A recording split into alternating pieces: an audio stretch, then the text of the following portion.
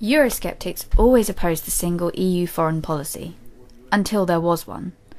The clouding of our view of recent events in Ukraine, and the useful picking an external them to define an internal us, has debilitated national thought as much as the Eurosceptic movement.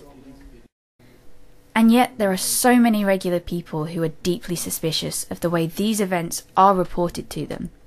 The facts do not seem to add up, and the motivations ascribed to international statesmen don't always make sense. And the actions of our own governments aren't always easily justified to us. Foreign policy over the last few years has been a series of idiotic mistakes with catastrophic consequence, from Iraq to Libya, and now they're building a conflict with Russia. Our own desire, and, we believe, British national interest is in peace. So we sent 2 of our people to Donetsk to see how things are, to talk to some people, in order to see what foundations peace could be built upon. This film is a conversation between Alexander Koffman, Foreign Minister of the Donetsk People's Republic, and our own Robert Oulds, Director of the Bruges Group, and David Wilkinson. Good evening. I'd like to ask you two main questions, really. One is about the future and one is about the past. If I could ask you first of all about the future. It seems to me that there are logically 3 different possibilities for the future. One is to create a fully fledged independent state that is internationally recognised and goes on to a normal future. Another option would be to be absorbed into the Russian Federation, and another option would be that there would be some change of government in Kiev which would make some kind of new kind of federation possible. Which of those 3 are in any way at all acceptable?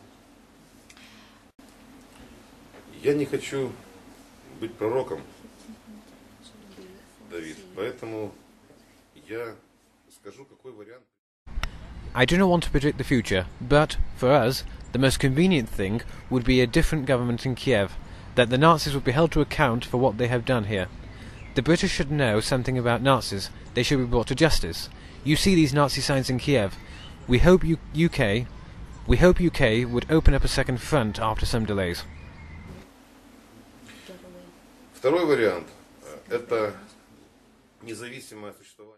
Only when Ukraine will be released from the Nazis, you can talk about either entirely joining to the Russian Federation or related and friendly collaboration and existence together as close as possible. The second option is independence for Donetsk and Luhansk republics, but in their full former borders. It is not interested so much in this as we can be profitable and viable, but it is not such a good option for citizens, because citizens of unrecognized republics cannot live in a good way. For example, they cannot go abroad. That is why it is a bad option for us. The third variant, to join Russia, is a bad option for Russia. And also for us, if ever we were able to join, we would need to join as equals and not be absorbed from less than equal status. You did not ask about the fourth variant, and I am grateful to you for this. British journalists normally begin with assumptions that we will lose this war.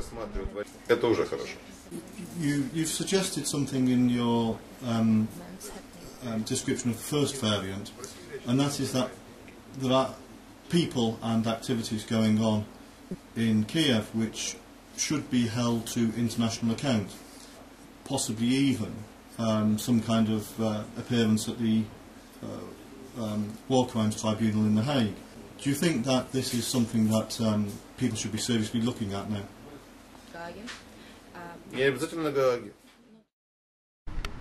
Probably yes, but maybe a Slavonic tribunal. Maybe here in Donetsk. But some kind of international. It is a matter of where it would take place. The European Union lost forever the opportunity to judge our conflict because of so many lies, provocations, supplies, and support to our enemies. So at the moment, the EU has a completely opposed point of view and has its own objectives. Considering the EU, our citizens react very strongly against it. Because of its policies and actions, the EU politicians have to live with consequences. This brings me on to my second question, and this is about the past. Some people say that this conflict was inevitable. It could well be that it wasn't inevitable at all, that it could have been that there would have been a different government in Kiev who would have managed things in a more respectable and responsible way.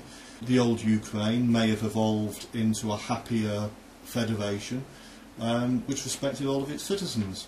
It's possible.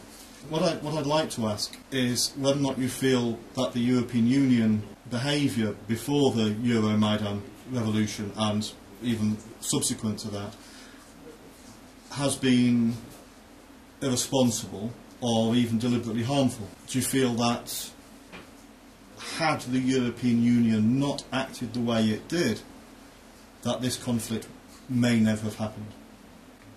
Сложный вопрос. На мой взгляд, It is a difficult question. This war brings too much profit to the USA and EU for it not to happen.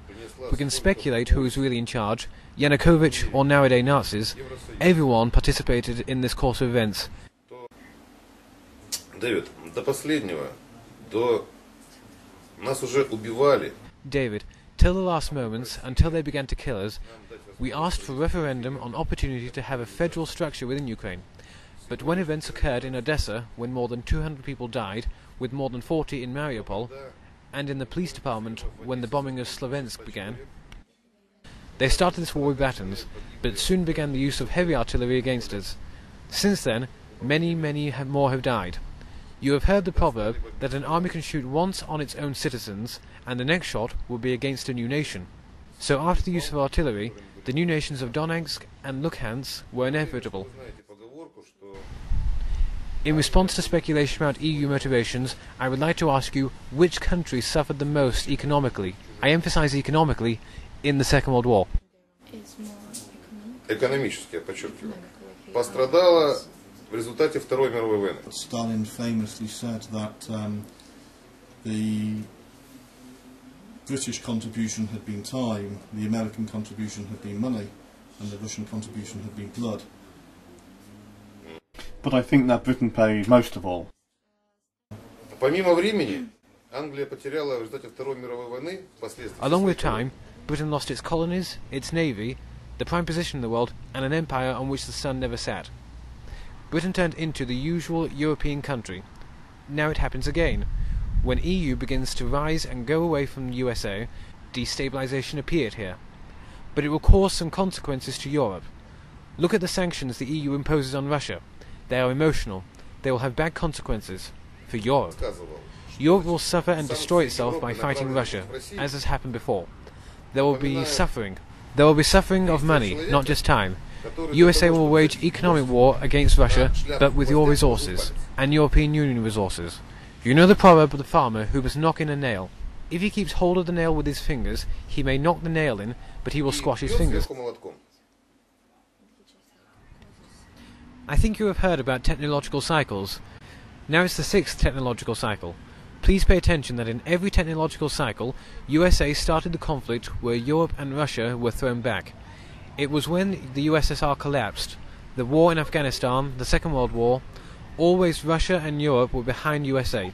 According to our economist's opinion, for example Mr. Sergei Glasev, who I respect too much, it is now the 6th technological cycle, and USA tries to intercept it from Russia and Europe. По мнению наших экономистов, того же Глазьева, которого я очень уважаю как экономиста, many peoples in the Donbass region, in Donetsk region and Luhansk, do not accept the rule of Kiev. And when there was protests in, say for instance, Mariupol, which you referred to earlier, there were atrocities committed to reimpose the rule of the current regime in charge of Kiev. Is there a moral responsibility on the Donetsk People's Republic to expand its borders to, in a sense, liberate territory from the rule of Kiev and liberate those people that do not want to be dictated to by the current junta in charge in Kiev? Europe purely understands that Ukraine lies and continues to believe. What can I say about it? I've just told that story about the farmer. The finger will finish quicker than the nail. It is a false option that Ukrainian citizens control their territories. They do not want this war, and this is understandable. But after Kiev's actions, citizens of Ukraine hate the regime as much as we do. But since it has started, and if it resumes, it will be a full-scale war. Can be. These people refused from first days. It's not like territorial battalions, like Nazi, and like the Nazis are National Guard. As the National Army of Ukraine is hardly enthusiastic, this is the reason for our victory, and for this opportunity for peace. We show you our foreign volunteers. You have met Serbs, Germans, Chechens, Israelis, yes, Russians, from different countries, some Spanish and Italians.